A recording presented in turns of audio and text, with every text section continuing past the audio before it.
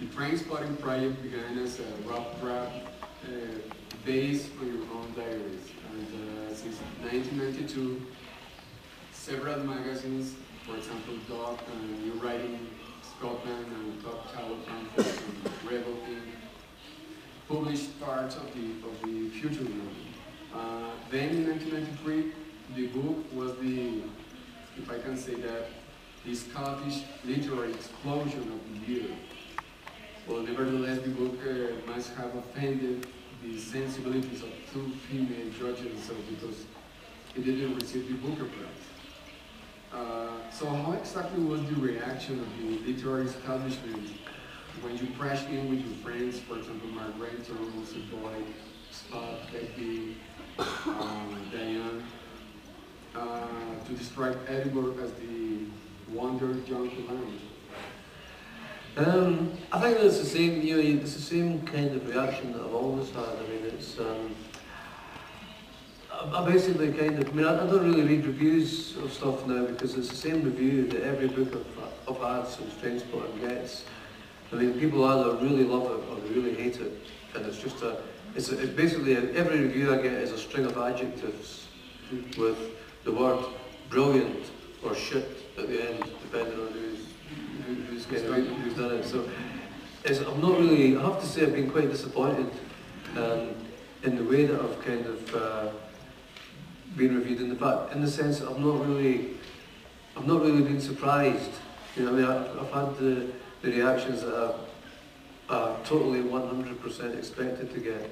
So it's, with a few exceptions, it's been kind of, it's not been very educative for me. It's just reaffirmed kind of stubborn and old prejudices that I already have, which I probably don't need reaffirmed. I need challenged in some ways. And I've not really got that from reviewers, unfortunately. I was very impressed. I have here the Minerva copy of the Trainspotting novel, and it's amazing the phrase that they put here, that they said the best book ever written by man or woman deserves to sell more copies than the Bible. Yeah, well, actually, I have to come clean and say that was Rebel Inc., and the guy who wrote that was Kevin Williamson, who was one of my best friends, who was the guy that I started with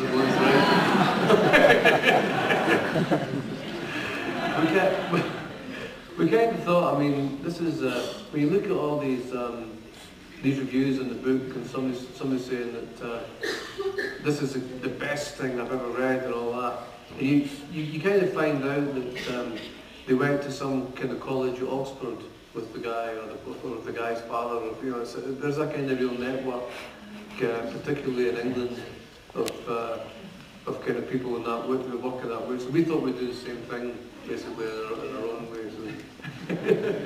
And what about Robin Robertson? He was the guy who decided to publish Trainspotting, and but he believed that the novel could be a failure, right? Yeah, but he's got no judgment. I mean, who cares about him, for God's sake? No, he's still my publisher today. He's a very good friend, and yeah, I mean, I didn't think it would sell as much as it did, obviously, but I wasn't as pessimistic about how it would do as he was. Yeah. But I think this is just him being this kind of suffering publisher. I publish for art, I don't publish for commerce, you know, which is nonsense. Like, so I think he's just trying to, he's been a bit self-aggrandizing now. Do you think that one of the reasons for the enormous Trainspotting success was the insight into the character's world, the Trainspotters, without moralizing about the matter of the drug addiction? Oh, I don't know. I mean, I'm still kind of a wee bit perplexed about the success of it, really, because it's very difficult for me now to come back and talk about Trainspotting. I don't really do it that often because I've done a lot of things kind of since then, but also because I kind of feel a bit more detached from the book now. I mean, it's. I think you do feel detached from any book as soon as you've done it, but it kind of feels a wee bit like ancient history to me in a way that it's very difficult to put myself inside the mind of the guy that wrote that. I mean, this is, it was written, you know, this is like kind of, it's about a 23-year-old written by a 30-year-old, and now you've got a guy pushing 50 talking about it, you know. So it's like kind of, I think it's probably, in some ways I think it's a youth book, and I think I'm probably a bit too old in some ways to talk about it, even though I've kind of, even though I've written it. But at that time, a reader of your books can feel that you have a very good time writing all those books. That this is funny, it's fast rhythm, and it's, well, actually it's very bright too.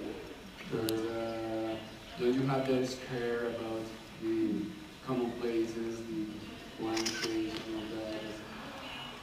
No, I mean I always find that I've got much more ideas for stories than I've got time to sit down and write them, you know. And I kind of, it's not so much a blank page that I fear, it's kind of, I fear an attack of laziness, you know.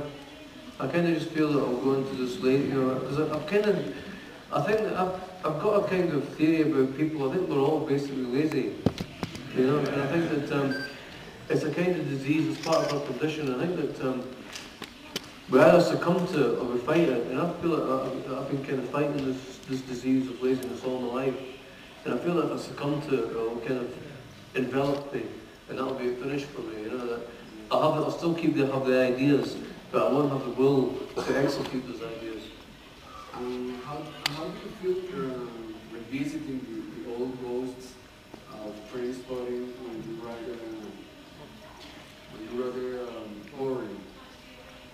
Do you think that the characters grow up as you as a writer? Yeah, I mean, to be honest, I felt that they almost sabotaged the book. And they weren't meant to be in it, really. I mean, I started off by, the main character was the girl Nikki, and it was a relationship with her boyfriend, who was a guy called Steve. And I kind of realised when I got halfway through the book that Steve was actually just Sick Boy. It was the same character. It was the same character like 10 years on. So I just had to make a virtue out of necessity. I mean, you know, there was no way I was going to go back and rewrite this whole character to make him different. It was just Sick Boy and gate crashed the book, basically. So I couldn't tell his story without telling kind of Begbie and Spuds and Renton's backstories. So the kind of thing, I think the book, as a book, Porno actually suffered from becoming a sequel to Trainspotting, which it wasn't really meant to be. I think it would have actually been a stronger book had it not been a sequel to Trainspotting. You wrote in your blog that this story is about another kind of drugs, for example, power, money, all that, and that's the reason that maybe there is another kind of characters as you. 17, 14 years later after you wrote Trainspotting. So I don't quite get the... You are different right now yeah. Than the boy who wrote Trainspotting. And you wrote in your blog that the characters in Ford are different than the characters in Trainspotting. Right. So they are chasing. I think that you kind of I think that from Born to Trainspotting, I mean, I think that Renton is a character and Spud is a character. Renton and Sick Boy were quite different because they were out of the environment. They were out of Edinburgh, out of Leith. Sick Boy, I think, was in London, and Renton was in Amsterdam, so they were out of the way. Whereas I think Spud and Begbie were very similar because they were like preserved in suspended animation, really. Begbie was in the jail for this period of time, so he came out roughly the same. There's not much more kind of interacting on him inside prison to change him. And Spud was still on heroin. He was the only one that was still on heroin. And again, he had the sort of the dynamic of being a junkie and of having to satisfy that kind of need. So that sort of preserved him.